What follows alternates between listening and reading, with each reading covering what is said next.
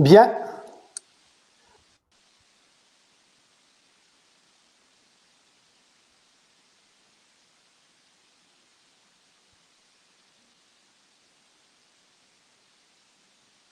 Tu m'entends, Rafik? Oui, je t'entends très bien. Bon. Oui. On n'est plus que tous les deux, là, On est perdus. tous les deux, ben voilà, une manière de faire connaissance. Tout à fait. Vous êtes dans quelle ville? Alors, je me déplace quand même beaucoup. Là, en ce moment, je suis Oui, à Saumur. Mais sinon, moi, d'accord. j'habite au Pays Basque. J'habite à Anglette, à D'accord. côté de Biarritz. Et Parfait. toi? Bien. Alors moi, je suis à Rbati? Kenitra, à Ah, côté de Kenitra. Rabat, à Oui, Kenitra. oui, je connais. J'ai joué au golf à Kenitra. Oh, mais maintenant le golfe de Kenitra. Ah oui, il y a le golfe Le des golf places de de nation. la base. Voilà, Non, le la golf de. base, le golfe de la base, il est pratiquement, Bonjour, il est mort. Oui, bonjour. rebonjour, bonjour à toutes Bonjour. et à tous. Alors, de nouveau, nous sommes en direct pour cette visioconférence sur l'entraînement mental et la motivation. Donc, bienvenue. Bonjour Anne, bonjour Rafik. Bonjour Bonjour. Hassan, bonjour à Voilà. tous et à toutes. Bonjour à tous les participants qui sont avec nous. Alors, avant de commencer, de rentrer dans le vif du sujet, donc bienvenue sur, je dirais, sur la chaîne du Comité national olympique, qui se met en place progressivement et qui propose plusieurs visioconférences à différentes thématiques. Je vous rappelle rapidement les missions du Comité olympique. D'abord, c'est pour accompagner le mouvement sportif marocain. Le Comité olympique marocain permet au Maroc de participer, entre autres, aux Jeux olympiques, aux Jeux régionaux, aux Jeux continentaux, les Jeux africains, tout ce qui est en quelque sorte sous l'égide du Comité international olympique. Et bien sûr, ça c'est sa première mission. Donc dans ce cadre-là, il représente en quelque sorte le Comité international olympique dans le pays, au Maroc.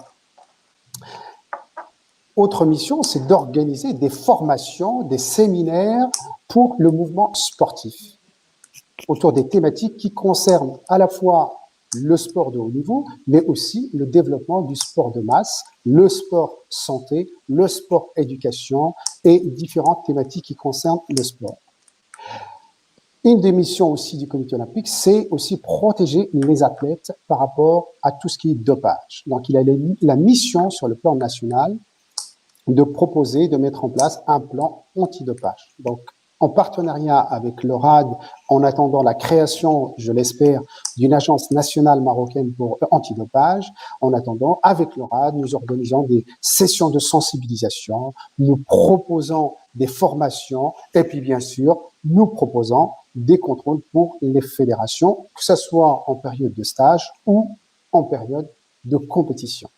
Et enfin, pour participer aux grands tournois, aux grands événements, aux Jeux, le Comité olympique rencontre pratiquement chaque fédération qui est concernée par le jeu en question et à travers une convention, ils se mettent d'accord sur un programme de préparation de nos sportifs à travers des stages, des compétitions, des déplacements et bien sûr, il y a tout un suivi technique et financier. Voilà, enfin, il y a d'autres missions et j'aurai l'occasion d'en parler, mais aujourd'hui, pour entrer dans le vif du sujet, pour parler de ce thème récurrent qui revient assez souvent à chaque fois que nous rencontrons des sportifs, à chaque fois que nous parlons avec des entraîneurs, des DTN et aussi des dirigeants de fédération, le sujet de l'entraînement mental et de la motivation revient sur la table. Alors, pour en parler, le CNOM invite des spécialistes, des personnes exceptionnelles. Vous allez les découvrir vous-même. Je vous présente Anne Lecogna. Enchantée. Anne, bonjour. Voilà. Bonjour à vous, bonjour à tous. Anne, je peux dire que tu es Tandjaouia. Ah, complètement. Anna Tadjaouia.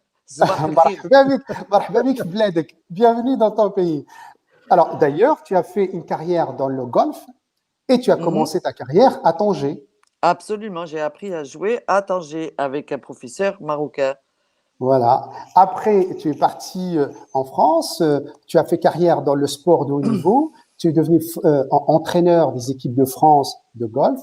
Et aujourd'hui, pour résumer ta carrière, et tu peux revenir dessus, aujourd'hui, tu es ce qu'on appelle accompagnatrice de performance. C'est-à-dire que tu travailles sur des projets de performance, tout ce qui est coaching, préparation mentale, projet, etc. Tu travailles entre autres avec l'INSEP, avec la Fédération équestre et la Fédération française de kayak. Tout à fait, c'est exact. Donc aujourd'hui, on va parler avec toi justement qu'est-ce que tu mets en place, comment tu mets en place tout ce processus de préparation ou d'entraînement mental. Alors avant de te donner la parole, je présente aussi notre ami Rafiq Benjelloun. Bonjour, bonjour à bonjour, toi c'est Hassan. Rafiq. Merci pour l'invitation, merci pour le CNOM et bonjour à tous les participations et je suis ravi de faire cette visioconférence avec Anne. Voilà. Ben, et moi de même. Et il n'est pas ravi de faire la conférence avec moi, juste avec Anne. Non, juste avec Anne. Je te taquine. D'accord. Alors, Rafiq, il est pharmacien, tu es pharmacien de métier et de formation, et puis depuis à peu près 5 ans, tu t'intéresses et tu fais une formation à l'université de Clermont-Ferrand sur l'entraînement, et toi tu as appelé la préparation, l'entraînement mental et non pas la préparation mentale. Tu vas nous dire pourquoi. Oui, je te dirai. Alors, je suis tout à fait d'accord. Voilà, que tu es aussi un grand amateur et pratiquant des arts martiaux vietnamiens. Oui, exactement. Eh bien, merci à vous d'avoir accepté notre invitation et c'est un réel plaisir d'échanger avec vous et avec tous les participants qui peuvent poser des questions à travers le chat et nous aurons plaisir à leur répondre. Alors moi, franchement, je vais droit au but. Souvent, quand nous assistons à des compétitions de très haut niveau, on dit ce qui a fait la différence entre les sportifs, c'est le mental. Ils ont le même niveau technique, même niveau physique, tout le monde le fait, tout le monde connaît toutes les techniques de préparation physique. On dit ce qui a fait la différence, c'est le mental. Ou bien quand je rencontre des DTN et je leur dis alors, pourquoi ce résultat ou pourquoi l'athlète n'a pas été jusqu'au bout, ils disent il n'a pas su gérer la pression, mentalement il a lâché. Alors, c'est quoi ce mystère du mental et c'est quoi cet entraînement mental? Anne, peut-être? Alors, bon, la question est très large, mais pour essayer d'illustrer et avoir une image de ce dont on parle, c'est que lorsque vous décidez quand vous faites un acte physique, c'est-à-dire un geste technique, par exemple, il y a un objectif, on donne du sens à ce qu'on fait, c'est-à-dire que c'est organisé. Et ce qui va permettre à un être humain dans n'importe quoi et dans n'importe quelle activité de fonctionner, c'est d'avoir un corps.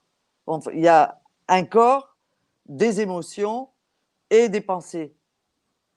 Et les pensées et les émotions, c'est géré par le cerveau, c'est le pilote de tout ce qu'on fait. Si on n'a pas de cerveau, tout ce qui n'a pas de cerveau ne bouge pas. Une plante verte qui n'a pas de cerveau, elle est plantée, elle ne bouge pas. Dès qu'on a des neurones, d'accord, on bouge. Et donc le sport, forcément, on passe notre temps à bouger. Donc quand par exemple, vous voulez, pour pouvoir bouger, d'ailleurs l'action, et sûrement, en tout cas, ils sont en train, dans les recherches sur les neurosciences et sur le cerveau, ils sont en train de travailler sur le fait que c'est l'action qui développe le cerveau. C'est le fait de bouger dans l'évolution des espèces, etc. C'est le moment où on commence à bouger qui fait que des circuits de neurones se fabriquent et qu'on crée en fait une boîte de pilotage. Anne, donc, si j'ai bien compris, vous êtes en train de dire que l'entraînement mental, c'est quelque chose de purement cérébral. Ça se passe dans le cerveau. Ça se passe dans le cerveau. Ça se passe dans le cerveau. C'est nos pensées, nos émotions, c'est toutes nos idées, nos rêves, tout ça, ça se passe là-dedans. Alors, pour poser une question beaucoup plus simple, c'est quoi ou comment développer cette force mentale? Rafik? Oui. Alors, avant de répondre, j'aimerais peut-être revenir un petit peu en arrière vers les années 70. Vers les années 70, il y a un certain monsieur, un universitaire de Harvard et qui était spécialiste dans le tennis, qui s'appelait Timothy Gallwey. Alors, Timothy Gallwey, c'est le premier, si j'ose dire, qui a amené une approche différente, totalement différente de l'accompagnement traditionnel du sportif. Et c'est là où il a fait référence au rôle du mental dans l'apprentissage du tennis. Il a rapporté également qu'il y avait que certains, je dirais, certains freins viendraient parasiter ce mental et sanctionner les performances que nous pourrions accomplir par rapport à notre véritable potentiel. Il a également démontré que ces parasites étaient au fait des limites que l'on se posait nous-mêmes, d'accord, et qui viennent, au fond, qui viennent de notre dialogue interne, notamment la peur de perdre, la peur de ne pas progresser, le manque de confiance en soi, les émotions négatives telles que la colère, la frustration, et ainsi de suite. Donc, en résumé, au fait, nous avons tous intrinsèquement cette capacité, cette fluidité, ce relâchement qui favorise l'action, l'accès plutôt à ce qu'on appelle la zone ou en anglais le flow, que les athlètes affectionnent tant et cherchent au fait. Et là, ce Timothy Gallwey affirme que ces potentialités, qui sont naturelles, s'ils ne sont pas perturbés, un processus d'accomplissement pourrait se mettre en route. Et c'est comment dire, c'est cette force mentale, c'est-à-dire c'est la force mentale de chacun, de l'athlète, qui va briser effectivement ces limites qu'il s'est posées lui-même. Et c'est là où l'intérêt de la préparation mentale viendrait. Alors, je reviendrai donc à ta question, c'est quoi la préparation mentale ou c'est quoi l'entraînement mental? Il faudrait savoir déjà que la préparation mentale, c'est l'un des 4 piliers forts de la performance. Donc, tous les athlètes de haut niveau cherchent la performance, mais avant d'arriver à ça, donc la performance, elle est bâtie sur 4 grands piliers qui sont une bonne préparation physique, une bonne préparation tactique, une bonne préparation technique et bien sûr la bonne préparation mentale. Il faut savoir également qu'il représente les leviers de la performance. Sauf qu'il y a des leviers de la compétence qui sont le physique, le tactique et le technique, et le levier de la différence qui est la préparation mentale. D'ailleurs, tu l'as dit au départ, Shannon Miller a dit, qui est champion du monde double champion du monde, double championne olympique, elle avait dit que l'aspect physique du sport ne peut pas vous amener au-delà de certaines limites. L'aspect mental doit prendre le relais, surtout lorsqu'il s'agit d'être le meilleur parmi les meilleurs. Aux Jeux Olympiques, tout le monde est talentueux, tout le monde s'entraîne dur, tout le monde travaille dur. Ce qui fait la différence entre un médaillé d'or et un médaillé d'argent, c'est simplement l'aspect mental. Alors, justement, c'est l'affaire, l'aspect mental qui fait la différence. C'est ce qu'on entend toujours. Alors, Oui. c'est quoi comment le travailler aujourd'hui, le physique, on sait comment travailler le physique. La technique, on sait comment travailler la technique. Moi, je suis d'accord. Il y a ce pilier technique. D'abord, il faut être bon techniquement, tactiquement. Il faut être bon physiquement et puis s'entraîner mentalement. Est-ce qu'il y a des techniques? Est-ce qu'il y a des processus? Comment se préparer mentalement? Est-ce que c'est possible pour tout le monde d'ailleurs? Oui, c'est possible. Oui. Complètement. Peut-être Anne, tu veux rebondir? Ah oui, vas-y Anne. Oui. Oui, non seulement tout le monde peut s'entraîner, mais j'irai même plus loin, tout le monde devrait s'entraîner à… Quand on a un projet, par exemple, de faire de la haute performance, quelle que soit la discipline, ça veut dire qu'on donne du sens à ce qu'on fait. Anne, s'il vous plaît, on va revenir deux secondes. Vous êtes en train de dire que le sportif, d'abord, il doit avoir un projet sportif de performance. Exactement. Et donner du sens, c'est-à-dire il doit savoir pourquoi il veut performer dans sa discipline sportive.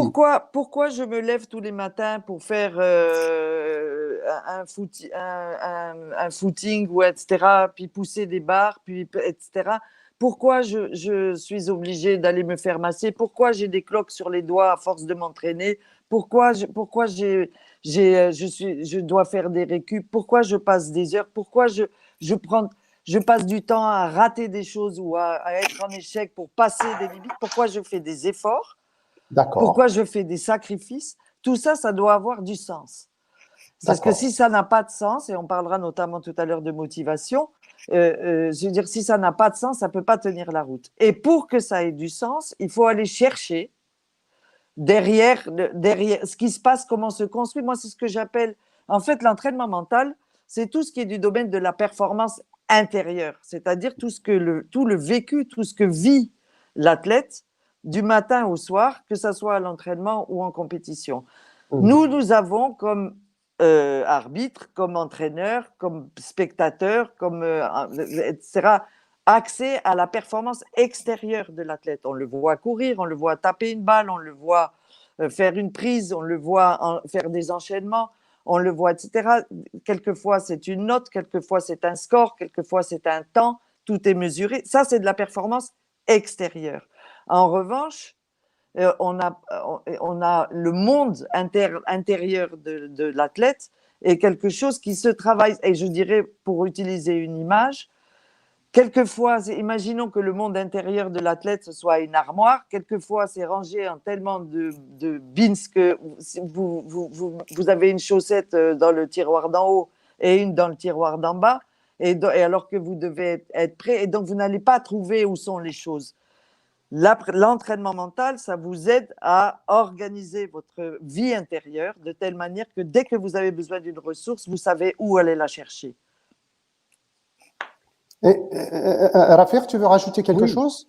Alors, je veux juste donner, pour avoir une idée sur la préparation mentale, donner quand même la définition que j'ai tirée de M. Fournier. Alors, la préparation mentale, c'est une préparation à la compétition. C'est une préparation à la compétition, par un apprentissage d'habilité mentale et d'habilité d'organisation. C'est ce que disait tout à l'heure Anne. Donc, alors, c'est Rafik. Oui. C'est Rafik. Excuse-moi, je te coupe 2 secondes. On rentre dans le vif du sujet. Quelles sont ces habilités? Quelles sont ces habilités? Est-ce qu'on peut les déterminer? Est-ce qu'on peut dire comment les travailler? Alors, moi, je dirais… Pardon. Oui, vas-y. Alors, je disais, moi, dans les habiletés mentales qu'on développe et qui sont nécessaires à la haute performance, il y a par exemple savoir se fixer des buts, apprendre pourquoi et comment s'engager dans l'action. Alors, attends, Anne, pas trop vite. Donc, se fixer des objectifs. Voilà. Savoir se fixer des objectifs. C'est très, très important. D'accord. Je vous donne un exemple. Oui. Vous prenez un joueur de tennis que tout le monde connaît comme Yannick Noah. Oui. Yannick Noah, il a commencé à jouer au Cameroun, il était très doué, il a fait après sport-études à Nice, etc. Et son rêve, son objectif final, c'était de gagner Roland-Garros une fois. D'accord. Au moins une fois. Et ce qui est terrible, c'est qu'il a progressé, jusqu'à effectivement arriver à un moment où il a gagné Roland-Garros. En 84. En 84. Et du jour où il a gagné Roland-Garros, sa carrière, sa motivation, il a fait que décliner après. Et avec le recul, et dans une interview, il avait raconté qu'il s'était mal fixé le but, c'est-à-dire qu'il n'a pas vu derrière ce titre-là. Et dans les entraînements, la manière dont il a été entraîné, eh bien, ce qui s'est passé, c'est qu'une fois qu'il a atteint son objectif, il n'y avait plus, alors qu'il aurait probablement pu gagner Wimbledon, il aurait probablement pu gagner plusieurs majeurs avec le niveau de tennis qu'il avait. Inversement, vous regardez des gens comme, par exemple, Federer.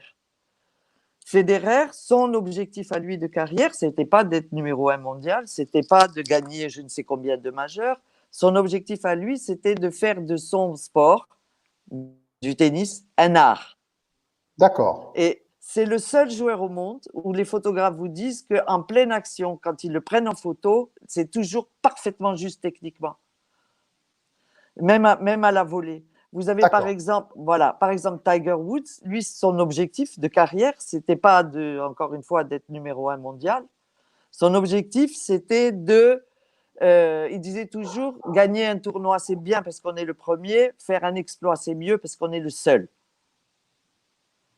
Et donc, quand, dans leur évolution, vous prenez quelqu'un comme Marie-Jo Pérec, par exemple. Marie-Jo, elle, son objectif dans sa vie d'athlète, c'était de courir une course parfaite. C'est-à-dire avoir des sensations parfaites dans une condition. Oui. Si j'ai bien compris, il faut d'abord se fixer des objectifs sportifs ou des objectifs par rapport à ce qu'on veut faire.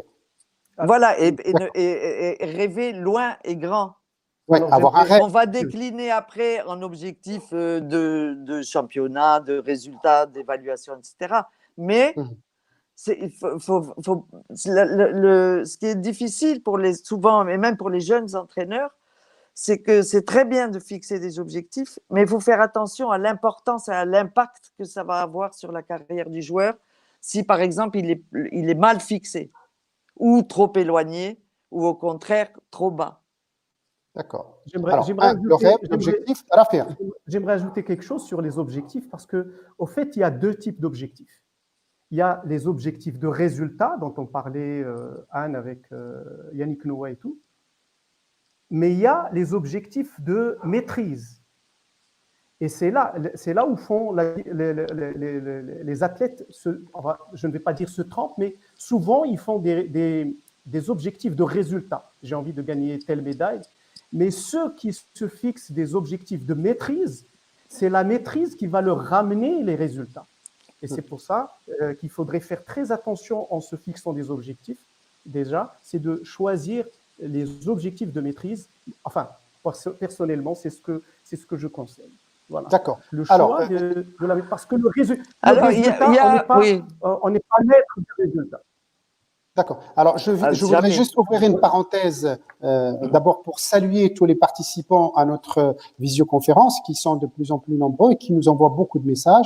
Ils vous disent bonjour Rafir, bonjour Anne, donc ils vous saluent. Ils posent des questions très pertinentes que je vais relayer après. Donc, je leur dis à nouveau bienvenue et c'est un plaisir de partager avec vous cette visioconférence sur l'entraînement mental. Donc, Anne, tu as parlé de fixation d'objectifs, donc c'est un premier pas. Qu'est-ce qu'il vient derrière?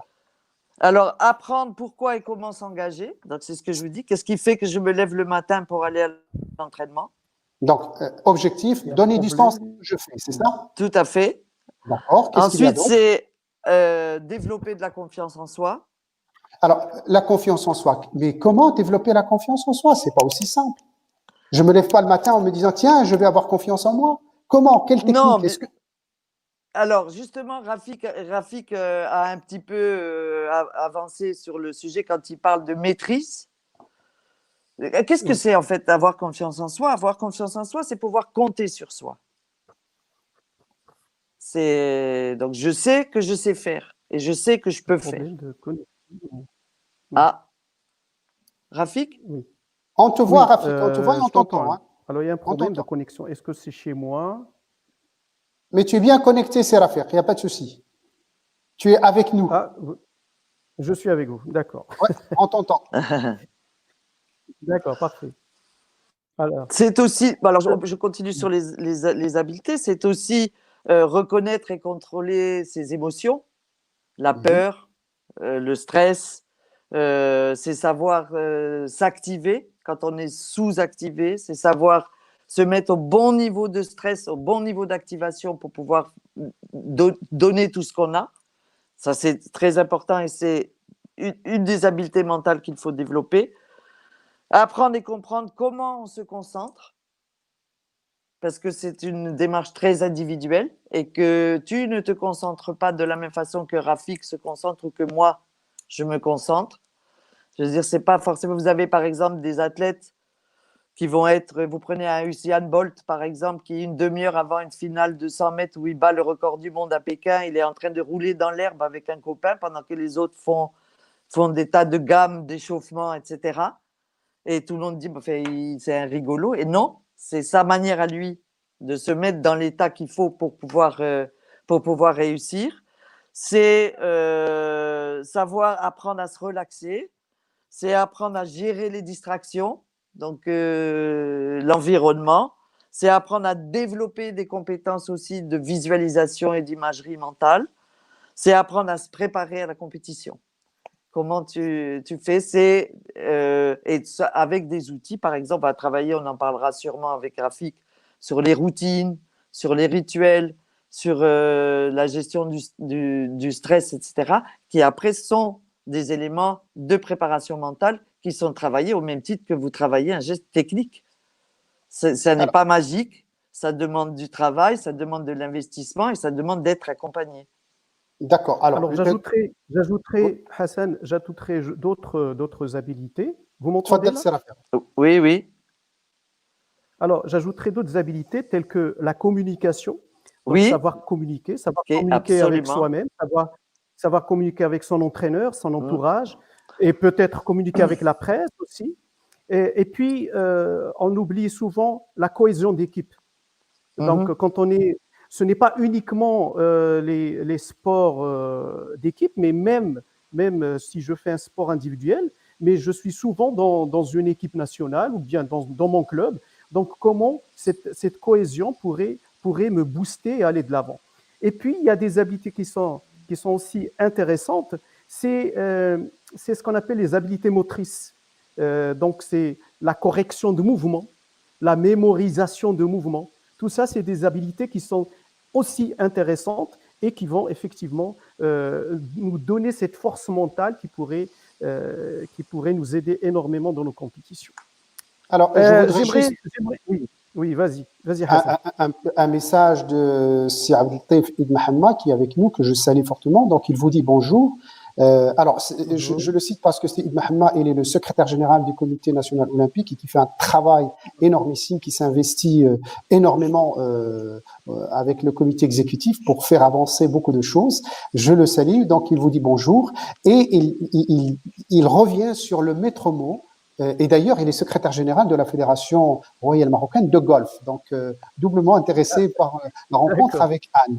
Donc, il dit que le maître mot dans l'entraînement mental, c'est le sens. Il revient sur cette question du sens. Allô? Oui? Oui, on t'entend, Anne. Oui, très bien. Mais il a une question précise ou Ben, il revient sur ce que tu as dit en quelque sorte, il affirme ce que tu as dit, cette question du sens. Alors, moi, j'aimerais poser une question tout à fait simple, mais est-ce qu'on peut le travailler? Est-ce que je peux développer cette question du sens? Alors, en tout cas, on fait un travail dans le sens où à un moment donné, il faut le verbaliser. Si je ne sais pas pourquoi je fais les choses, si je ne sais pas pourquoi je me donne du mal, si je ne sais pas pourquoi je vais à l'entraînement, ça n'a pas de... Alors, est-ce que je peux vous poser des questions naïves? Moi, j'ai des questions très naïves, mais que j'ai souvent entendues de la bouche de sportifs. Hein. Quand je dis, mais pourquoi tu fais par exemple tel sport? Il dit, par hasard, mon père, il m'a emmené faire de la boxe, mon père m'a emmené faire du taekwondo, du karaté, et puis voilà. Et il se retrouve dans une équipe nationale, il se retrouve. Est-ce que c'est valable ou est-ce qu'il faut qu'il travaille ce sportif-là qui dit, je suis venu que par hasard, je suis là en quelque sorte par hasard. Est-ce que c'est suffisant ou il faut qu'il travaille un peu plus en profondeur? Non, ce qu'il faudrait savoir tout d'abord, c'est il faut qu'il aille à la recherche de ce sens. Comme a dit Anne, pourquoi il fait ce sport déjà? Parce que, au fait, c'est la base de la motivation. Ce qui va le motiver à aller de l'avant, c'est qu'il soit convaincu de ce qu'il fait. Pas loin il y a 2-3 jours, il y avait un père qui m'a appelé pour accompagner son fils de 12 ans qui joue au foot. Alors, la première question que je lui ai posée, est-ce que c'est toi qui aimes le foot ou c'est ton fils? Tu vois, il faut chercher, est-ce que le petit, est-ce que c'est lui qui a envie de jouer au foot ou bien c'est son père? Et puis, ça me rappelle un préparateur mental à Clermont-Ferrand qui avait accompagné, on l'avait appelé pour l'équipe de rugby, et en faisant des entretiens avec 2 joueurs, un des joueurs avait carrément, il a trouvé son sens à lui ailleurs. Ça veut dire il a carrément changé de sport. D'accord. Mais oui, bien sûr. Donc, oui, le sens est très important, mais il faut aller au fond de soi-même pour aller chercher ce que je suis en train de faire. Est-ce que c'est le bon ou c'est pas le bon? Donc, exactement. Et nous, par exemple, au golf, il y a quelques années, on s'était rendu compte que les stages de détection pour rentrer dans les cursus, dans les filières de haut niveau, étaient très tournés vers la technique. C'est-à-dire que tu as une bonne technique ou une mauvaise technique. À cet âge-là, ils ont 12, 13 ans, 14 ans. Et du coup, on sait aujourd'hui, quand vous travaillez sur des travaux de Salmela ou ce genre de choses, qu'il faut 10 ans pour fabriquer un sportif qui a une technique opérationnelle de haut niveau. 10 ans. Donc, Ça, c'est pour le golf. C'est spécifique pour le golf. dans tous les sports. Dans tous les Il faut sports. 10 ans pour former techniquement, je dis bien techniquement, pour former un athlète de haut niveau. Dans pratiquement toutes les disciplines. Simplement, quand nous, on faisait les trucs de détection, on s'est dit, donc ça veut dire que si on rentre un enfant de 12 ans dans la filière de haut niveau, il doit arriver à haut niveau à 22 ans. Est-ce que c'est important qu'il soit bon techniquement à 12 ans à ce moment-là? Non, il a le temps d'apprendre. Il peut évoluer techniquement. En revanche, quand vous leur posez des questions, on avait fait des questionnaires du genre, comment tu sais que ton entraînement est terminé, par exemple? Entre un enfant qui vous répond quand ma mère vient me chercher et un enfant qui vous répond quand je suis heureux, je vous laisse deviner qui on prend. Voilà. Ça, c'est quelque chose que tous les athlètes de haut niveau ont entre eux. Ils ont, quand par exemple, on disait si on enlevait le golf de ta vie, qu'est-ce que tu ferais? Il y en a qui vous disent je ferais autre chose, et il y en a qui vous disent moi je meurs si on m'enlève, si je peux plus jouer au golf. D'accord. Anne, vous voulez dire que la passion oui, est aussi, et le plaisir, oui. Le sens, d'accord. Oui, c'est le chemin. Comme tu l'as dit, pardon, vas-y, comme tu l'as dit, Hassan, comme tu le dis très bien, la passion et le plaisir. La passion et le plaisir de faire ce que je fais.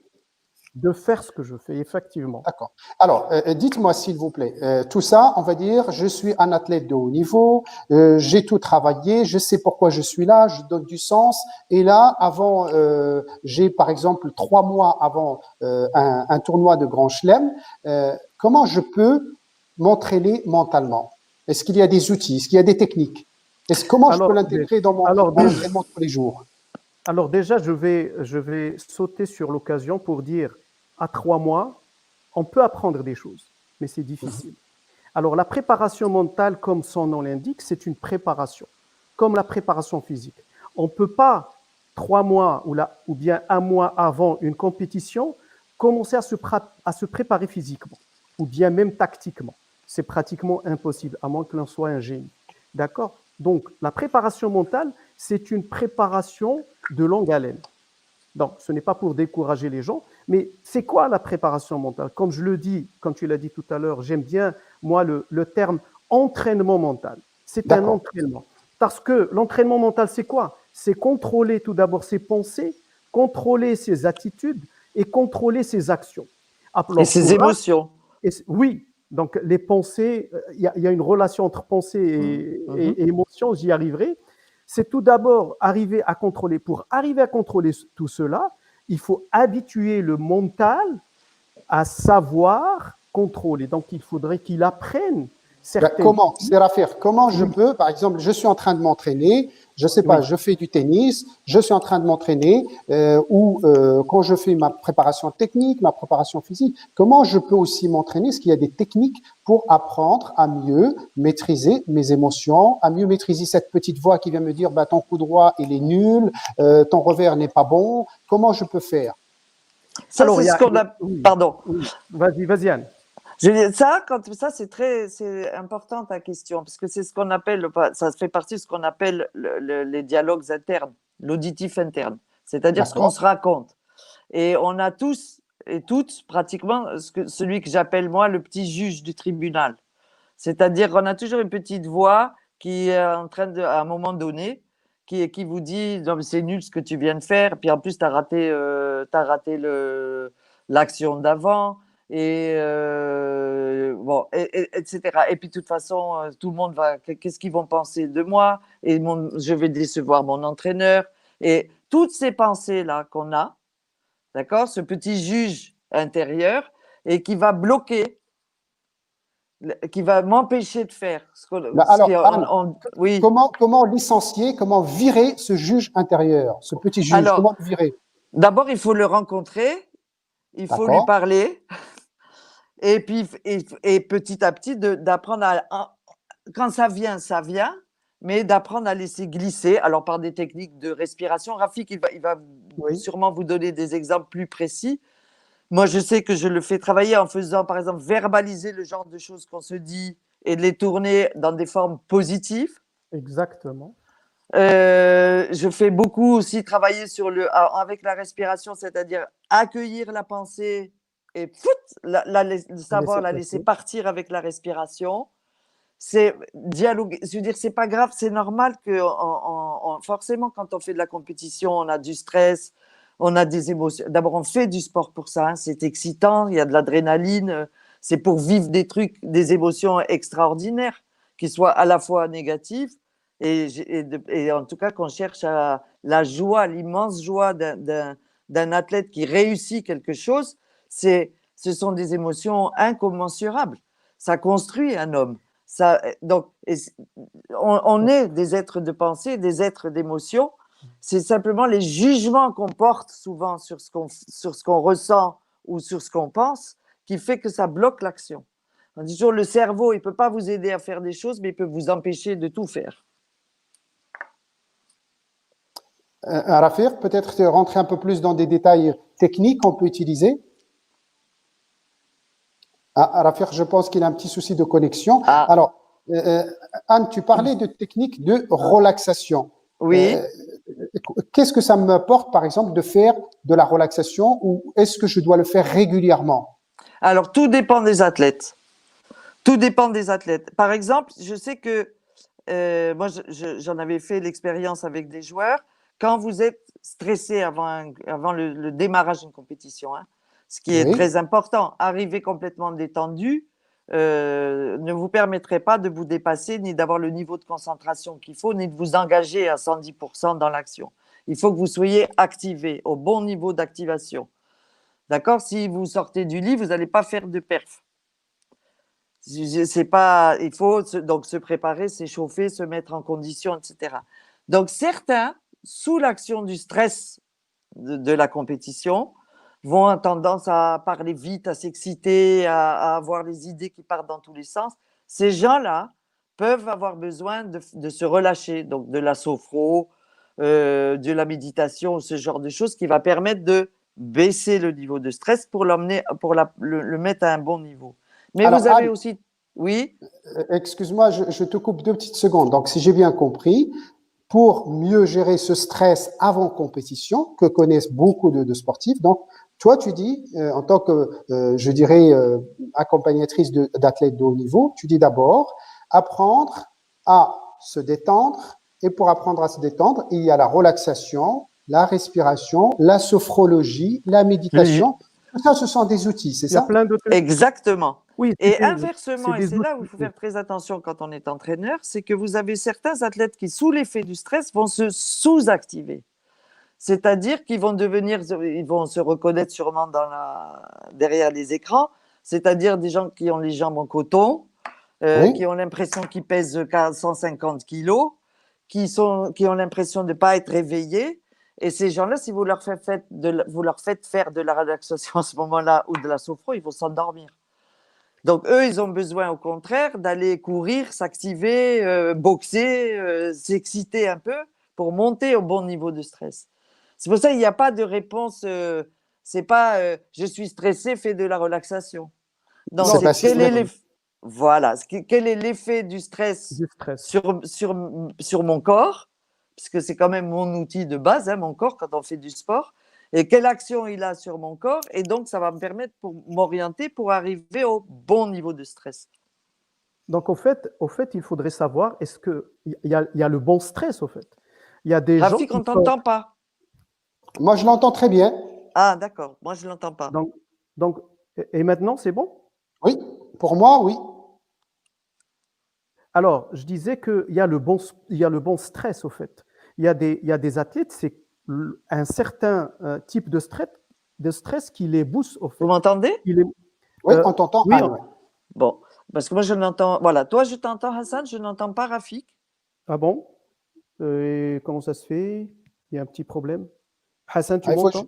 ouais, moi, je t'entends bien. Anne, si tu peux juste désactiver et réactiver ton micro, ça Je vais. relancera, je pense. D'accord. Rafik, à toi. Très bien. Donc, je disais, je recommence. Donc, c'est qu'il y a des athlètes qui ont besoin peut-être de stress, un certain type de stress, Allô? pour les motiver. On t'entend, Anne. Oui, oui, oui, oui. Mais je n'ai pas... Si vous avez des questions, D'accord? Donc, je continue. Au fait, ce que j'aimerais expliquer, c'est allô? que, oui, donc il y a Anne qui nous entend pas. Vas-y, Rafik, elle va régler son petit détail technique et elle va revenir. D'accord. Alors, je disais, ce qu'il faudrait savoir, c'est que la relaxation, il y a plusieurs types de relaxation. Il y a plusieurs types de relaxation. Je n'entends pas du tout Rafik. Voilà. Nous, on t'entend, Anne, hein, on t'entend. Bon, Bon, je te ferai un résumé de ce que dira Rafik. d'accord, ok. Donc, je disais que la relaxation, à un certain moment, il faudrait savoir que l'entraînement mental, comme j'ai dit tout à l'heure, c'est savoir contrôler ses pensées, ses attitudes et ses actions. Et quand on est stressé, quand on est anxieux, quand on est en colère, nos pensées, on ne réfléchit plus. Pourquoi? Pour la simple raison que le siège de la réflexion se trouve sur le néocortex. Alors imaginez que ce néocortex ressemble à une ampoule qui est allumée. Quand il est actif, il est allumé. Et dès Alors, que le néocortex, on rappelle le néocortex, c'est la partie avant du cerveau. Voilà, du cerveau. Donc, elle est responsable. C'est la matière grise. Voilà, elle est responsable de la, entre autres, hein, je dirais responsable entre autres de la réflexion. Et dès que nous avons un peu de stress, un peu d'anxiété, un peu de colère, on va imaginer que ce néocortex qui ressemble à une ampoule va s'éteindre. Et quand elle s'éteint, la réflexion n'est plus, ou bien on a de mauvaises réflexions. Et sachant que nos pensées, c'est ce qui guide nos actions. Donc il faudrait que je réfléchisse, qu'est-ce que je dois faire pendant l'action et tout cela. C'est pour ça qu'il est important d'apprendre des techniques de relaxation, des techniques pour baisser le niveau de stress, contrôler, parce qu'on ne supprime pas le stress, mais on le contrôle. On ne supprime pas, on contrôle le stress, on contrôle l'anxiété, et c'est en baissant ce stress qu'on arrive à mieux réfléchir quoi faire, d'accord? Ce qui est également important pour la relaxation, c'est après la compétition, juste après un effort, ça me permet, malgré que c'est une relaxation, se relâche, mais ça me permet de me réactiver plus tard. Donc voilà, en quelques mots. Merci pour cette précision concernant la relaxation. Est-ce qu'il y a d'autres techniques? On entend souvent, par exemple, parler de la visualisation mentale, de l'imagerie mentale. Anne, est-ce que tu peux nous dire un petit mot? Est-ce que tu utilises cette technique avec tes athlètes? J'utilise beaucoup cette technique. Et je l'utilise pour beaucoup de choses. Par exemple. Alors, Anne, je vais te poser une question très directe. Imagine que tu as un de tes athlètes avec toi et tu veux l'initier à l'imagerie mentale et à la préparation mentale. Tu ferais comment? Alors, en général, par exemple, quand ils viennent me voir, je vais vous donner un exemple très, très concret. Là, j'accompagne des cavaliers. Un cheval de sport, ça ne peut travailler que grosso modo 50 minutes dans la journée. D'accord. Bon, donc vous imaginez par rapport à un karatéka ou un judoka ou un golfeur ou un tennis qui passe des heures ou un athlète, il passe des heures d'entraînement et de répétition, vous ne pouvez pas le faire sur un cheval. Donc, une partie de l'entraînement va se faire en imagerie. Et comme notre cerveau ne fait pas la différence entre la réalité et le virtuel, si les images que les images que je crée, comme au cinéma, d'accord, vont faire en sorte que mon corps va comprendre le message comme si c'était la réalité. D'accord. Alors, Anne, tu es en train de dire que le cerveau, il ne fait pas la différence entre ce qui est réel et ce qui ne l'est pas. Tout Donc, à fait. si j'imagine le mouvement et je le répète dans ma tête, pour le cerveau, c'est comme si j'étais en train de le faire. Exactement. Donc, par D'accord. exemple, on peut réathlétiser certains athlètes, d'accord, allongés sur des lits d'hôpitaux, et qui vont se remuscler, bizarrement, alors qu'ils sont allongés sur un lit. Parce que le cerveau pense que ce que je fais en visualisation est vrai. D'accord. Donc, c'est Alors, il y très a, puissant quand même. Et il y a deux types de visualisation. On a ce qu'on appelle de la visualisation associée et une visualisation dissociée. Et qu'on va utiliser à des moments donnés différents. Quand vous êtes associé, vous vous voyez comme on se voit là, c'est-à-dire que vous ne voyez que l'environnement autour de vous et vous ne vous voyez pas, mais ça permet de sentir, c'est-à-dire que vous pouvez recréer toutes les émotions, toutes les sensations physiques. Vous pouvez créer absolument tout et donc vous entraîner. En revanche, en visualisation dissociée, là, vous voyez comme dans un fauteuil de cinéma sur un écran. C'est comme quand vous regardez une vidéo de votre geste technique. Donc, ça sert à d'autres choses et notamment, par exemple, quand vous visualisez, vous dites, bon, demain, j'arrive sur le site, il va falloir que je passe au recording, il va falloir etc. Puis après, je vais marcher là. Et donc, vous faites votre cinéma, mais sans émotion, sans rien, comme si vous regardiez un film défiler. D'accord. C'est Voilà. Rafik, tu j'aimerais peux un ajouter, complément? oui, j'aimerais ajouter, c'est-à-dire pour donner une image de l'imagerie mentale, une Mhm. étude qui a été faite aux États-Unis sur 3 groupes de basketballeurs, donc de basketteurs. Un Mhm. groupe, un premier groupe, on lui a dit de s'entraîner sur les paniers, d'accord, pendant un certain temps, pendant 3 mois, chaque jour pendant 3 mois. Un autre groupe, on va dire, qui ne faisait rien. Et un troisième groupe qui faisait la même chose que le premier, mais en imaginant, juste imaginer le fait de faire des paniers. Alors, au bout de 3 mois, ils ont fait les tests. Il y a eu, bien sûr, ceux qui ne faisaient rien, il n'y a pas eu d'évolution. Ceux qui faisaient l'entraînement effectif, il y avait une évolution de pratiquement 24%. Et ceux qui le faisaient par imagerie mentale, il y avait pratiquement 23%. Pour dire D'accord. que c'est quand même une technique très, très, très forte. Et on l'utilise pas uniquement pour on n'utilise pas uniquement pour Alors, c'est Rafik, le un petit. mouvement, la correction mouvement, on peut l'utiliser pour pas mal de choses, énormément. D'accord. Oui, Alors, pardon. permettez-moi de faire juste un petit résumé. Donc, on est en train de dire l'entraînement mental est aussi, quelque part, aussi des piliers de la motivation, avoir des objectifs, être animé par un rêve, un grand rêve, avoir des objectifs derrière, donner du sens à ce qu'on fait pour avoir développé la confiance en soi, j'ai entendu tout à l'heure, et puis, pour avoir des techniques pour mieux gérer son stress, on a parlé de la relaxation, on a parlé de la méditation, on a parlé de la sophrologie. Tout ça sont des techniques aujourd'hui accessibles. Et puis, il y a cette deuxième technique qui est l'imagerie mentale. Comment visualiser d'une façon associée ou dissociée. Est-ce qu'il y a d'autres techniques comme ça que l'athlète peut travailler, s'entraîner dessus pour l'aider à améliorer sa force mentale? Anne. Oui, il y a Anne.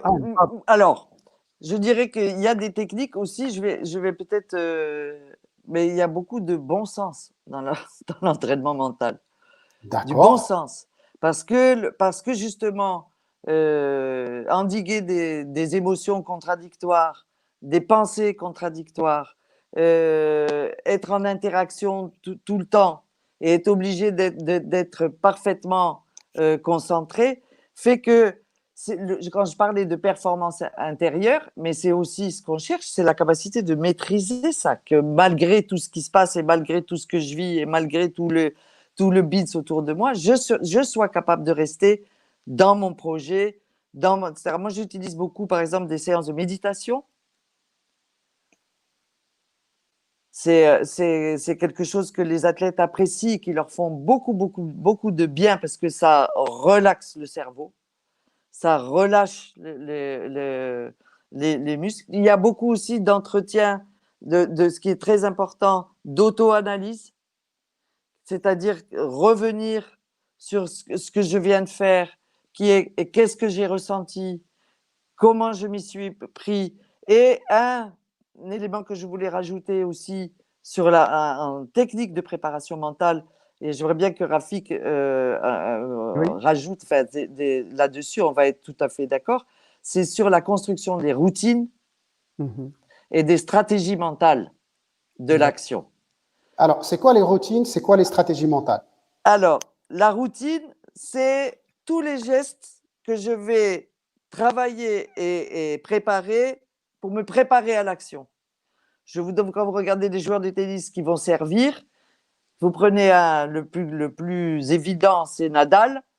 Nadal, s'il fait rebondir sa balle 3 fois, il en fait, c'est pas 4 et c'est pas 5.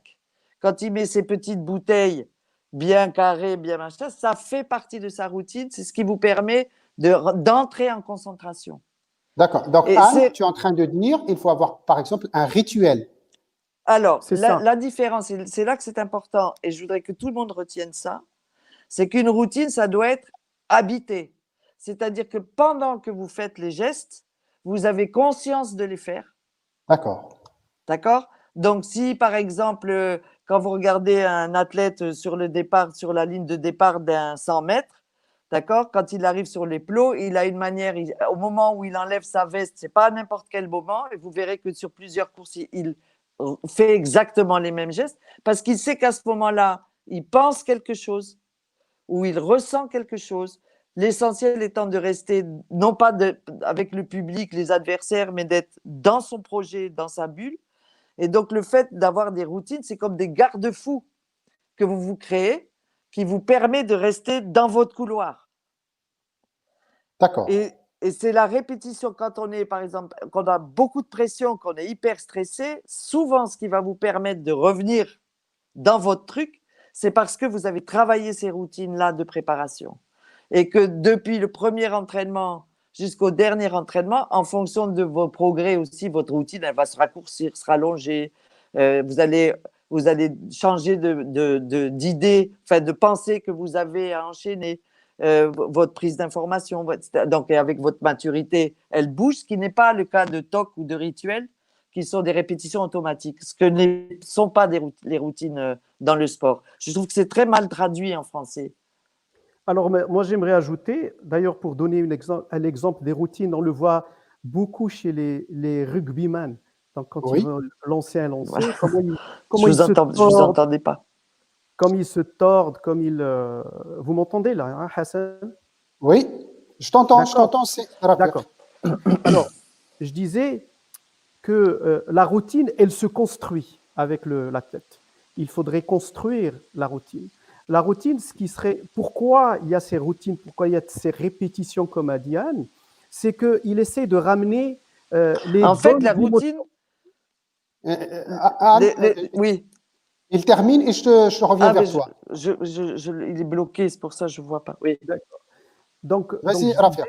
je disais, parmi les choses dans la routine, c'est qu'il essaie de ramener les bonnes émotions qu'il avait quand il avait gagné un tournoi, une médaille. Donc, il essaie de s'approprier ces mêmes émotions en faisant les mêmes gestes, si tu veux, d'accord, mais consciemment. Et il essaie de ramener. Et comme je l'ai dit tout à l'heure, c'est quelque chose qui se construit avec l'athlète. Donc, on essaie de construire avec lui quelles sont les bonnes routines et qu'il va essayer. Essayer. Et comme a dit Anne, qui peut changer par la suite. Est-ce que ça lui convient, ça ne lui convient pas? Oui, les routines, c'est également quelque chose de très intéressant dans la préparation mentale. Alors, juste, c'est Rafiq. Oui. Donc, tu disais que la routine se construit. Alors, je suis d'accord avec ces techniques. Maintenant, il y a des questions qui viennent des participants avec nous. Est-ce que ces techniques, on peut les utiliser en cette période de confinement? Alors, je vais vous dire un petit peu la préparation mentale. Et oui, on va en parler également du confinement. Alors, la préparation mentale, c'est quoi? C'est un processus sur 3 étapes. Premièrement, la première des choses, c'est apprendre la technique. Il faudrait l'apprendre. Ce n'est pas évident. On ne peut pas apprendre une technique aujourd'hui et au bout de 5 mois, 6 mois, je vais dire, tiens, j'ai appris quelque chose et je vais revenir pour l'appliquer. Non. Donc, il faudrait apprendre. La première phase, c'est l'apprentissage, apprendre les techniques. La deuxième phase, c'est une phase d'entraînement. Donc, il faudrait s'entraîner sur la technique pour se l'approprier. il faudrait s'entraîner. Il faudrait s'entraîner pour qu'elle devienne automatique. Je n'ai pas besoin d'aller chercher au fond de ma tête quelle technique je dois utiliser pour telle chose ou telle chose. Il faudrait que ça vienne automatiquement. Et puis, la troisième phase, c'est une phase d'application. Donc, voir également dans cette phase quelles sont les techniques, parce que, par exemple, pour la relaxation, on donne énormément de techniques, mais là, c'est à l'athlète de faire un feedback pour nous dire, tiens, cette technique me convient, celle-là ne me convient pas. Et donc, c'est une phase de choix, au fait, comment choisir les techniques qui conviennent à tel athlète, ou comme on est tous différents, donc chaque athlète va voir la technique qui va lui convenir. Et bien sûr, la troisième phase, comme je l'ai dit, c'est une phase d'application. Il faudrait carrément appliquer et se dire, voilà. Donc, on t'entend, Rafiq. Très bien. Juste un problème de... Ok, je me déplace parce que j'ai un problème de... Voilà. C'est bon, tu m'entends, c'est Hassan? Oui, on t'entend. Voilà, donc c'est ça. Donc, il y a, au fait, les techniques. Alors, pour le confinement, oui, il faudrait qu'il apprenne déjà. Donc, déjà, on peut, par visio, comme on est en confinement, donc c'est par visioconférence. Moi, je suis des athlètes, des joueurs de foot, dans cette période de confinement, effectivement, et ils apprennent des techniques. Maintenant, alors, quelles sont les techniques qu'on peut utiliser en période de confinement pour garder un mental fort? Alors déjà l'imagerie mentale, c'est l'une des techniques moi que j'utilise souvent. D'ailleurs, Anne, je crois, aussi utilise la technique. La respiration, la base, déjà, il faudrait commencer par ça. Les différentes respirations qu'il y a, il y a énormément. Et les respirations sont incroyablement, dans cet état de confinement, très, très utile pour baisser le stress, pour baisser l'anxiété, pour plein de choses. Ça nous aide également à bien dormir parce que je sais qu'il y a des gens qui n'arrivent pas, qui ont des insomnies, qui n'arrivent pas à dormir. Les respirations, bien sûr, il faudrait apprendre. C'est quoi les respirations? Il y a énormément de types de respiration. Donc, juste apprendre les techniques. D'accord? Apprendre les techniques, les utiliser et ça prend du temps pour apprendre. Voilà. Alors, Anne qui nous rejoint, donc je fais encore une fois, et vous me permettez, je fais encore une fois un résumé. Donc, l'entraînement mental, c'est d'abord être animé par un rêve, d'avoir des objectifs clairs, de travailler pour réussir ces objectifs et donner du sens à ce que je fais. Au niveau technique, il y a, comme vous avez dit, Rafiq, apprendre à bien respirer parce que ça nous permet, je dirais, de mieux utiliser, optimiser notre corps. Travailler sur la relaxation pour déstresser, pour faire baisser le taux du cortisol, de l'adrénaline, de la noradrénaline. Et enfin, abuser de la visualisation mentale. C'est gratuit, c'est naturel et ça ne peut faire que du bien, si j'ai bien compris. Voilà. Et travailler sur les routines. Et les routines, j'ai oublié la question des routines. Alors, Anne, je voudrais juste avoir ton avis sur un film. Alors, je ne veux pas faire de la publicité pour les films, hein, loin de là, mais il y a un film qui illustre très bien l'approche de la préparation mentale, qui est La légende de Bugger Vance, avec Will Smith. C'est un golfeur. Ben là, il parle de visualisation. Hein. Il parle de visualisation. Et alors, justement, je cite ce film, Anne, parce qu'il parle beaucoup de la préparation et de l'entraînement mental. Je le rappelle, La légende de Bugger Vance. Et je voudrais vous poser la question, est-ce que le coach a un impact sur l'entraînement mental, sur la force mentale de son athlète? Et comment? Alors, je vais dire oui et non. Non, parce que ça appartient à l'athlète. C'est-à-dire que on ne peut pas... Enfin, c'est le projet de l'athlète. C'est son projet et l'entraîneur, le coach, il va aider à faire en sorte qu'il ait des outils par le moyen d'entretien, etc., de faire vivre le projet de l'athlète. Donc, c'est pas moi je le dirais pas comme ça. C'est accompagner le projet qui appartient à l'autre. On va pas lui donner les trucs en disant voilà, il faut que tu fasses ça parce que c'est comme ça tu vas être meilleur. C'est arriver à ce que l'athlète croit en son projet et croit en lui. et se donne tous les moyens pour y arriver. Et finalement, que ce soit l'entraîneur, le préparateur mental s'il y en a un, le psychologue ou le préparateur physique, nous sommes des personnes ressources pour l'athlète. Mais c'est lui qui est au centre et c'est lui qui pilote. C'est lui qui fait, c'est lui qui gagne. Mm. Je ne sais pas si je réponds. Oui. Alors, oui. En fait, je vais la faire juste pour apporter une précision. Parfois, on a des coachs qui chuchotent dans l'oreille de l'athlète. Oui. On a vu, par exemple, une fois une tenniswoman qui craquait au bout d'un match et son coach a pu la ramener dans le match avec des techniques très précises et puis elle a fait un match exceptionnel après. Oui, oui, oui. Mais ça, c'est…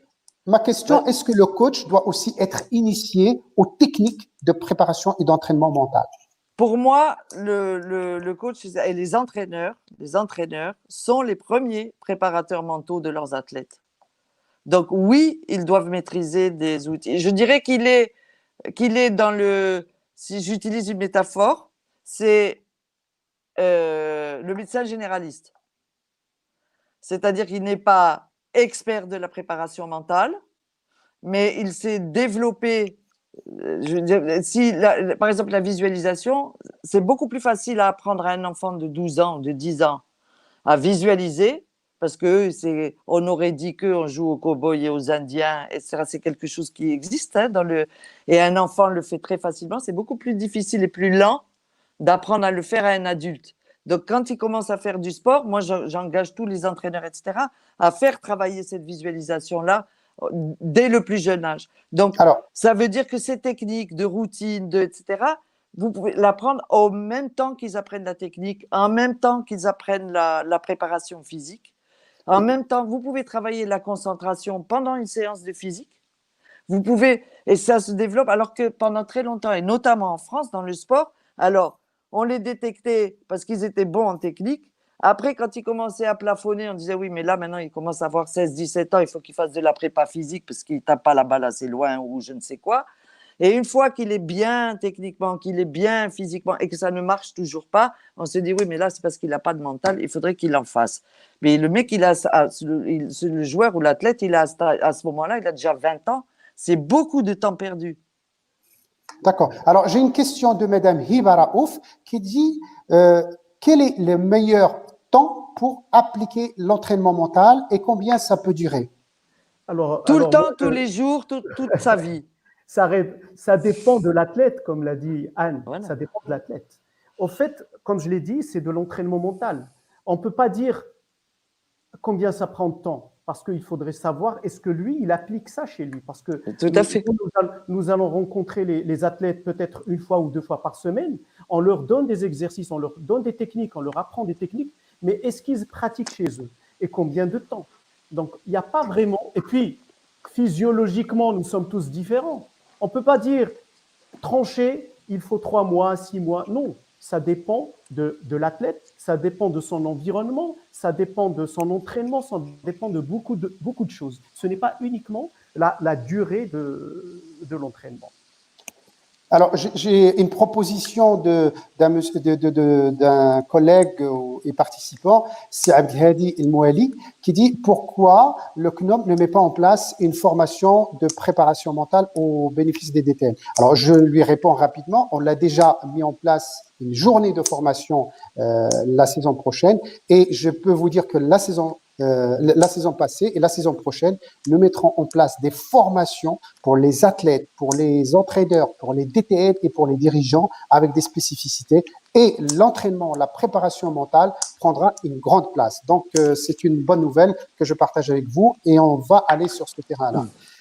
Alors, je reviens aux questions de la force mentale. Maintenant, je voudrais vous poser une question très simple. Beaucoup d'entraîneurs nous disent « mes athlètes ou l'athlète n'est pas motivé ».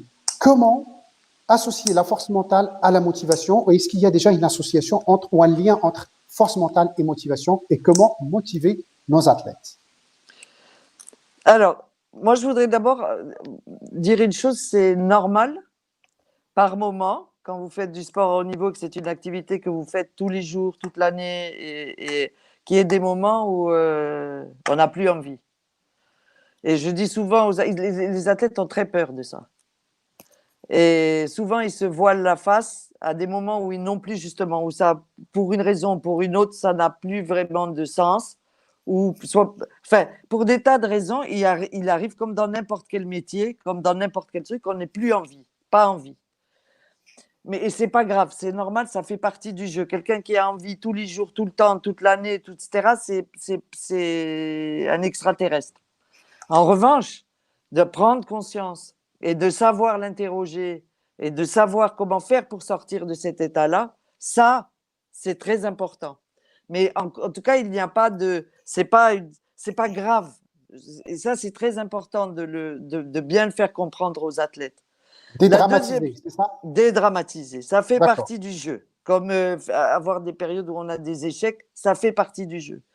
En revanche, et ça, je voudrais vraiment insister, notamment auprès des entraîneurs qui sont derrière les écrans, un entraîneur ou n'importe qui, on ne peut pas motiver quelqu'un.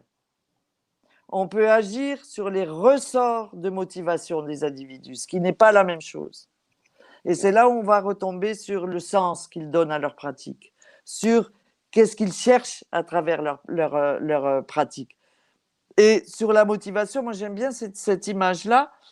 On dit, tu vois, les ressorts de la motivation. Donc vous avez, grosso modo, évidemment il y a toutes les nuances entre, mais vous avez des athlètes qui sont très tournés sur l'ego, et vous avez des athlètes, Rafik en a parlé un peu tout à l'heure, qui sont plutôt sur la maîtrise de la tâche. Beaucoup de femmes sont sur la maîtrise de la tâche, pratiquement 7 ou 8 sur 10. En revanche, beaucoup d'hommes, les hommes, c'est plus partagé. Quand vous êtes sur l'ego, ça veut dire que si vous voulez appuyer sur un ressort de motivation chez votre athlète, c'est le challenger.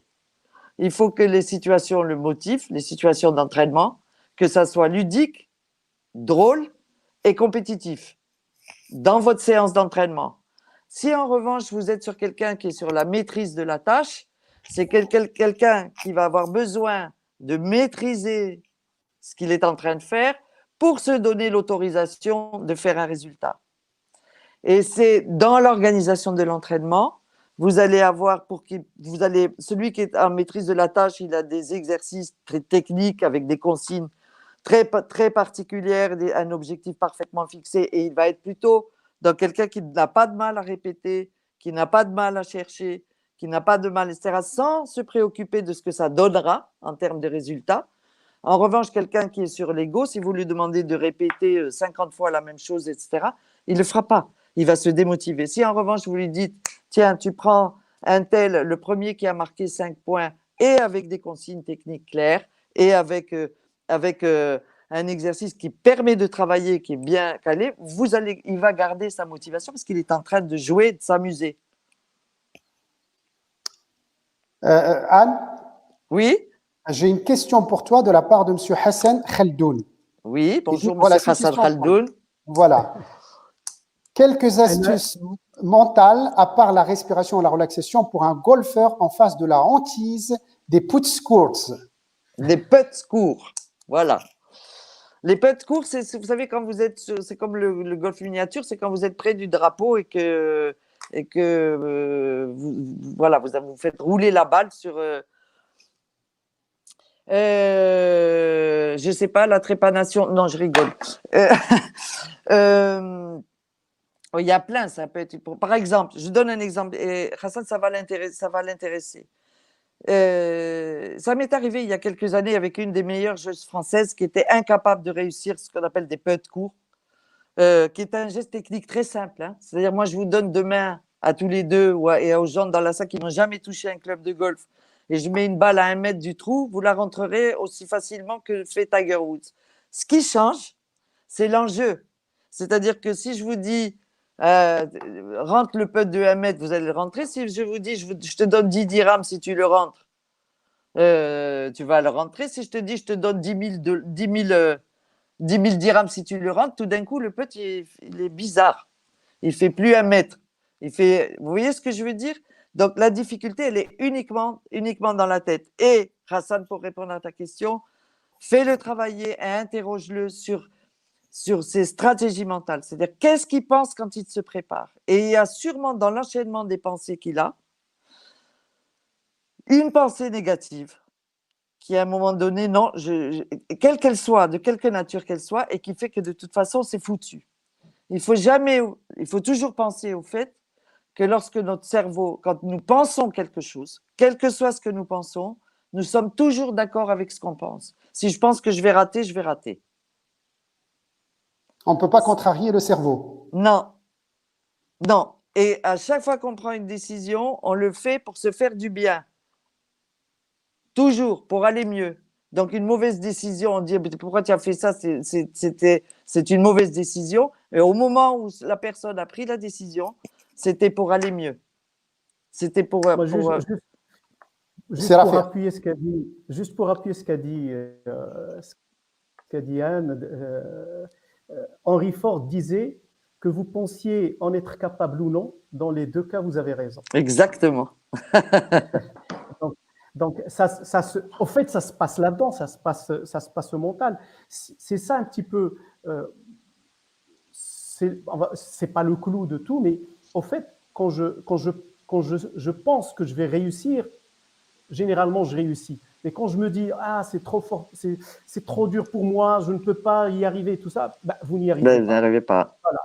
C'est le mental qui commande, en fait. Il Alors, est là-haut, le cerveau, il est là-haut, pour la simple raison qu'il commande tout le corps. C'est le pilote. Il y a une question qui revient. Est-ce qu'il y a des outils pour évaluer la progression mentale, le travail de l'entraînement mental? Est-ce qu'il y a des outils pour l'évaluer? Je te laisserai, oui. Oui, il y a des outils, il y a des tests que l'on fait. En fait, l'évaluation, il y a une évaluation des tests. Donc, il y a l'évaluation du coach lui-même, il y a l'évaluation de l'athlète lui-même.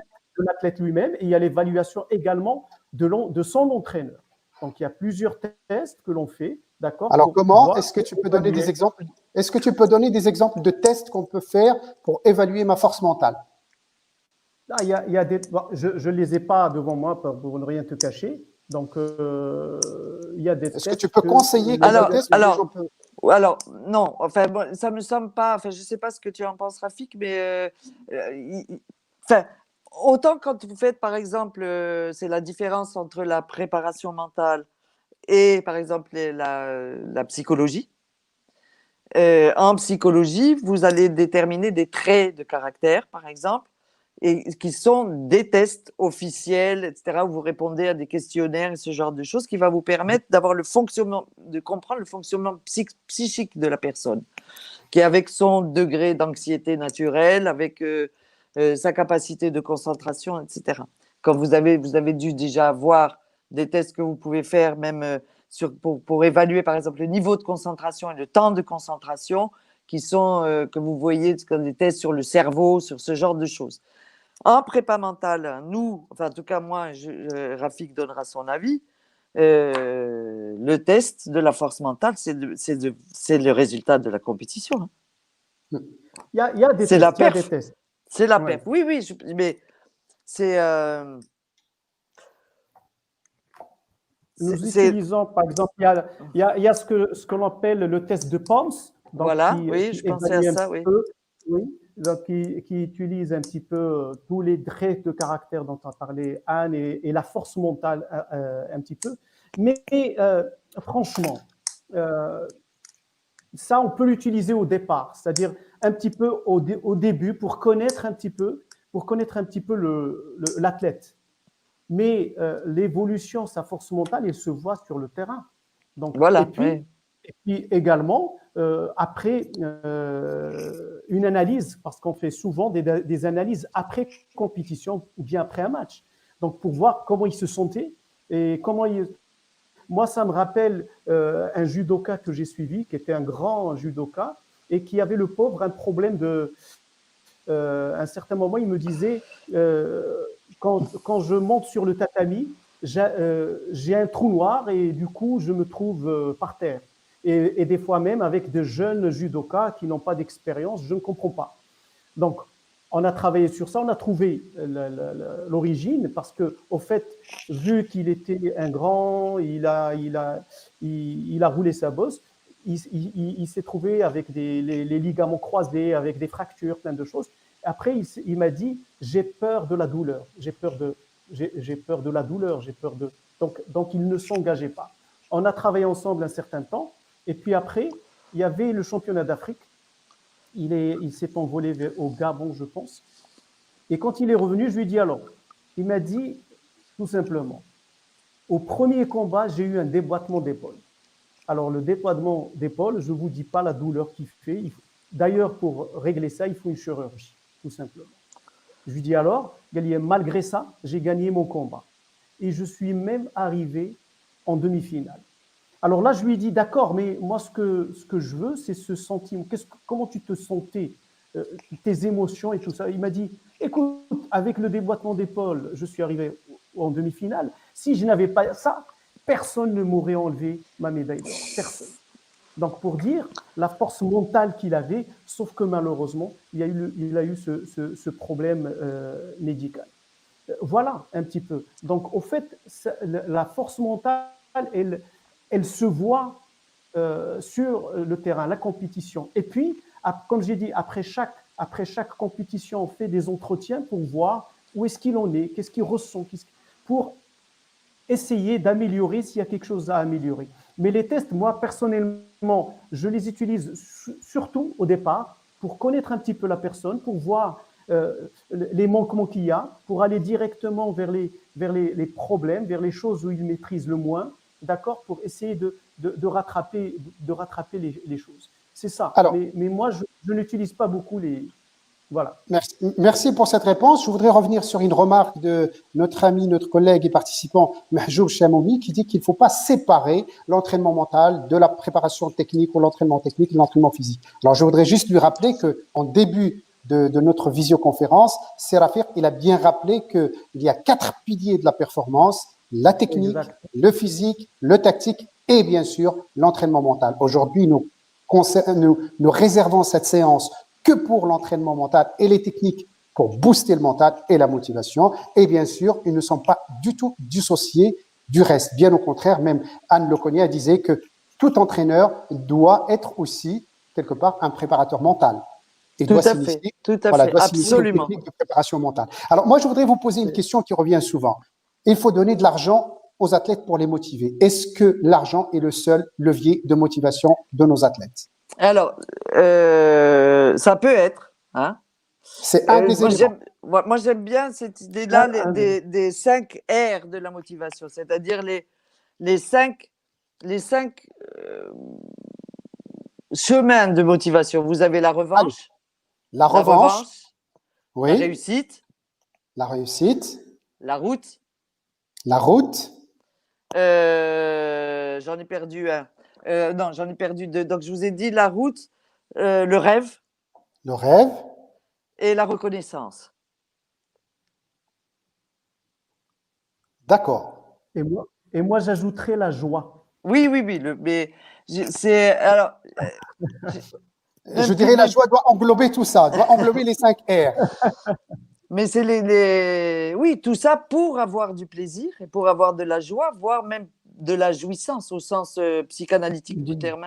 Parce que quand vous êtes champion olympique, que ça fait 15 ans que vous en rêvez et que le jour où ça vous arrive, il y a certaines athlètes, femmes, etc., ou hommes d'ailleurs, qui disent que c'est aussi fort que la naissance d'un enfant. Vous imaginez émotionnellement ce que ça représente. Alors, Anne, est-ce que dans le 5e R, la reconnaissance, c'est là où on trouve cette histoire d'argent? Par exemple, une reconnaissance sociale, où on cherche à être reconnu dans son domaine, reconnu par ses pairs, reconnu par le pays, reconnu par etc. Mais c'est un moteur très fort de motivation, ça. D'accord. Alors, le rêve, on en a déjà parlé. La route, c'est, la route, c'est le chemin, c'est la maîtrise, c'est un chemin. Finalement, le sport de haut niveau, et je pense que Rafik sera d'accord avec moi, c'est un chemin de développement de soi. Et donc, c'est aussi, vous prenez quelqu'un comme Stéphane Diagana, par exemple, le hurdler français, c'est quelqu'un qui était très là-dedans. Et souvent, ceux qui sont sur la route, c'est-à-dire sur le chemin, donc quand ils se regardent progresser, par exemple, vous avez des athlètes sur une ligne de temps, qui sont au milieu de leur développement, et il y a des athlètes qui regardent plutôt le futur et qui se disent, il me reste encore tout ça à faire pour arriver à mes objectifs. Et vous en avez d'autres qui vont regarder plutôt le point de départ et qui se disent, eh ben, par rapport au point de départ, aujourd'hui, j'en suis là. Et mon objectif, c'est que demain, je sois meilleur qu'aujourd'hui. Il n'y a pas de fin. Vous voyez ce que je veux dire? Et tu parlais de la revanche. Qu'est-ce que tu voulais dire par la revanche, La Anne? revanche, ce sont des gens souvent qui ont des blessures d'enfance. Une adolescence difficile, des problèmes relationnels avec les parents, un milieu social compliqué, et donc ils prennent une revanche sur la vie, c'est-à-dire que leur manière d'exister et leur manière de se construire passe par la performance et passe par le fait à un moment donné de devenir le meilleur ou parmi les meilleurs du monde dans leur domaine. Rafiq, tu voulais rajouter quelque chose? Non, c'est juste, j'ai parlé tout à l'heure que je voudrais ajouter la joie. Il y a enfin, Mike Tyson disait, il n'y a pas plus dangereux qu'un boxeur heureux de boxer. Oui. Donc, au fait, c'est ça, c'est ce qu'on disait tout à l'heure, le sens. Quel sens je donne à mon sport? Et le sens, c'est l'une des motivations qui va me pousser à aller de l'avant. C'est ça. Alors, il y a une question qui est très importante de notre collègue et participant Ali Aboulouafa. Le report des Jeux Olympiques de Tokyo, et on en parlait avant d'être en live avec Anne et Rafiq, le report des Jeux Olympiques de Tokyo d'une année, est-ce que ça va avoir un impact sur le mental des athlètes qualifiés ou des athlètes en cours de qualification? Et comment travailler ça justement? Alors, nous, on a le même problème, bien sûr, hein, en France. Notamment, c'est compliqué pour les gens, par exemple, qui changent de catégorie. C'est-à-dire qui, dans des sports à poids, dans des sports, etc., ou à catégorie d'âge. Et là, ça devient compliqué. C'est-à-dire que ça fait 4 ans que vous vous entraînez et tout d'un coup, c'est fini. C'était la dernière année où c'était possible. Donc ça, c'est dramatique pour ces gens-là, hein. Et ce qu'on a observé, nous, alors, il y a certains athlètes qui n'étaient pas tout à fait prêts, qui sont contents d'avoir cette année supplémentaire. Il y en a d'autres, vous voyez, par exemple, sur les cavaliers, ce qui est compliqué, c'est que les chevaux aussi vieillissent. Et que votre cheval qui était prêt cette année, il ne le sera pas forcément l'année prochaine. Donc, c'est vraiment, ça perturbe beaucoup, beaucoup les projets. En revanche, ceux qui étaient un peu en retard, un peu tendres, un peu, etc., ils sont ravis et ils vont utiliser ces moyens-là. En revanche, ce que nous avons observé sur ceux qui étaient sélectionnés olympiques, qu'il va falloir qu'ils recommencent. C'est-à-dire qu'ils ne seront pas automatiquement sélectionnés l'année d'après. Ils vont se retrouver avec des concurrents qu'ils n'avaient pas l'année dernière pour se sélectionner. Et pendant le confinement, tout au début, le premier 15 jours, 3 semaines, il y en a qui se sont totalement effondrés. C'est-à-dire qu'ils n'avaient plus de repères, ils n'avaient plus leur vie. Ça fait 4 ans qu'elle est organisée, où ils savent où ils vont, ce qu'ils doivent faire, comment ils doivent le faire, et tout d'un coup, plus rien. Et c'est ce travail-là de les remettre en route. En plus, là, on attend de nouveau. C'est-à-dire, il y a beaucoup d'athlètes là qui s'entraînent depuis des semaines, des mois, sans aucune compétition. Ce qui est rarissime d'avoir 3 mois devant soi ou 6 mois, le temps que les compétitions reprennent. Et ça, ce sont des temps, et moi j'invite tous les entraîneurs et tous les sportifs de haut niveau, c'est tout à fait des moments où vous allez avoir le temps d'essayer des choses. Changer les rythmes des entraînements, essayer d'aller chercher, d'affiner, justement de commencer à faire plutôt des choses tournées sur la prépa mentale avec des objectifs mentaux, par exemple. À l'entraînement, au lieu de faire un entraînement normal, rajouter un objectif de comportement, par exemple. Je vous demande de faire ça, mais par exemple, pendant 1h30, quand vous parlez, vous n'avez que des mots positifs, par exemple. Et là, vous créez du mental. Et là, il se trouve qu'on est dans une période où pour n'importe quel entraîneur qui met en scène ça, peut l'utiliser, il n'y a aucun risque, au contraire, ils vont retrouver du plaisir et apprendre des choses qu'ils n'auraient pas eu le temps d'apprendre jusque-là.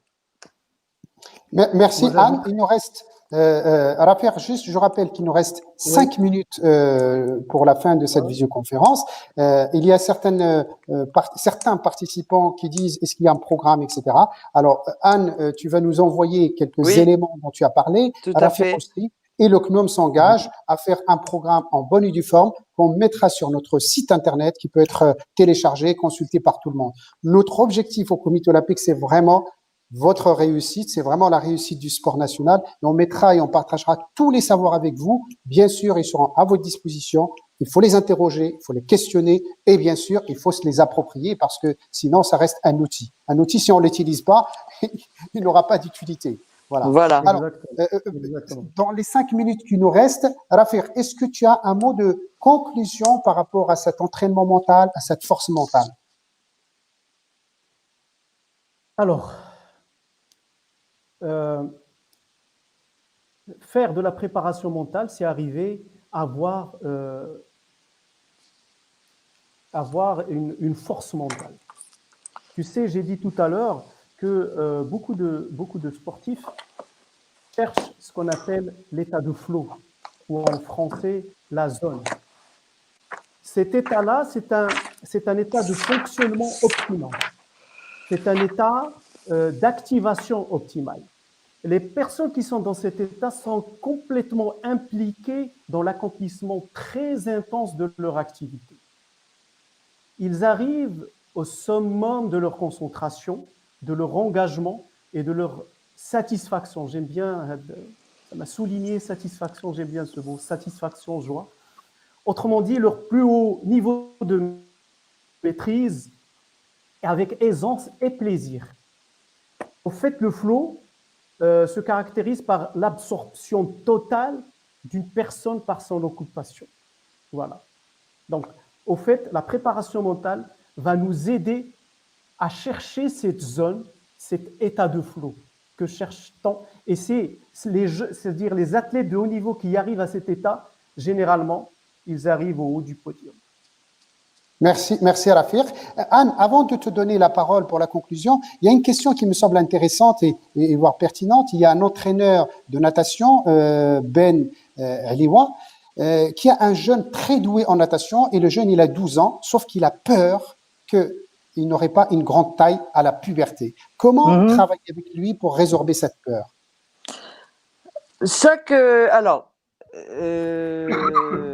est-ce qu'il est écrit quelque part qu'on ne pouvait pas faire de haut niveau en natation si on ne fait pas 2,50 m? Non. D'accord. Il se trouve que c'est mieux d'être plus grand, plus costaud, mais ça ne l'empêchera pas de développer et d'aller au maximum de son, surtout s'il est doué. C'est pas grave. Sa taille, ça fait partie de lui. Et justement, c'est bien que j'ai cette occasion-là. Si vous voulez performer à haut niveau, c'est performer en étant totalement soi, avec ses défauts, ses qualités, ses contradictions, ses talents, ses machins, et c'est de dealer avec tout ça. Là, s'il est petit, il va développer d'autres qualités, il va développer d'autres manières de faire. Il fera peut-être évoluer une technique qui lui ira bien. Ce n'est pas, je veux dire, c'est pas même, regardez, vous prenez c'est comme si vous aviez dit comment il s'appelle, à Tony Parker qu'il ne jouerait jamais au basket parce qu'il fait que 1,87 m. Et c'est un des meilleurs joueurs du monde. Je pense que c'est une très bonne réponse. Anne, je te laisse le mot de la fin. D'abord, je voulais remercier de m'avoir reçu. J'ai passé un super moment avec vous. Rafik, merci. C'était très agréable Merci à toi. de passer ce moment ensemble. Je suis à votre disposition quand vous voulez. Moi, plus je partage et j'ai d'autant plus de plaisir à le faire avec le Maroc, qui est quand même le pays dans lequel j'ai été élevé. Donc, c'est important pour moi. Je suis émotionnellement impliqué. Voilà. Je me rappelle Merci à tous. Anne, quand j'étais la première fois au téléphone, tu m'as dit je le ferai avec plaisir parce que c'est comme si je rends quelque chose au Maroc Exactement. qui m'a tant donné. Exactement. Exactement. Je pourrais Bon. répéter tout à fait la même chose. Eh bien, écoute, c'est toujours, le Maroc est toujours ton pays. Tu reviens quand tu veux. Inch'Allah, merci. Merci. Voilà. Et alors, avec nous aussi, Id Mahamma, qui est le secrétaire général du comité olympique et de la fédération de golf, qui vous salue, qui vous remercie. Et je rappelle aussi qu'il est un grand coach. Il a une approche de coaching qui est exceptionnelle. Voilà. Donc, nous aussi, on te remercie, Anne. Rafiq, je te remercie beaucoup. Il y a beaucoup de questions. Malheureusement, j'ai essayé de synthétiser les questions pour vous les poser. On ne peut pas répondre à toutes les questions posées, mais on peut continuer l'échange. On est à la disposition de tous les participants. Alors, je vous rappelle que le comité olympique organise régulièrement des visioconférences. La prochaine aura lieu le 6 juin prochain, c'est-à-dire le samedi prochain à 14h pour s'initier au premier secours en cette période de Covid. Et le lundi 8 juin à 11h, une visioconférence avec 3 médecins, dont le professeur Ktani, qui est aussi président de la Fédération royale marocaine de judo, et un spécialiste du comportement pour parler de comment réussir le déconfinement. Et oui, Anne, parce que le déconfinement chez nous au Maroc commencera à partir du 10 juin. Il n'a pas encore commencé. Bon courage. Donc, le 8 juin, on va se retrouver avec tous. Je vous donne rendez-vous à 11h pour travailler comment réussir le déconfinement. Enfin, merci à tous les participants. Merci beaucoup, Anne. C'était un réel plaisir. Merci, Rafiq. Et vous retrouvez très bientôt, Inch'Allah. Merci à vous. Inch'Allah. Au revoir. Merci. Anne, et merci à très tous les bientôt. participants. Au revoir. Alors, au revoir. Merci. Merci. Au revoir. Au revoir.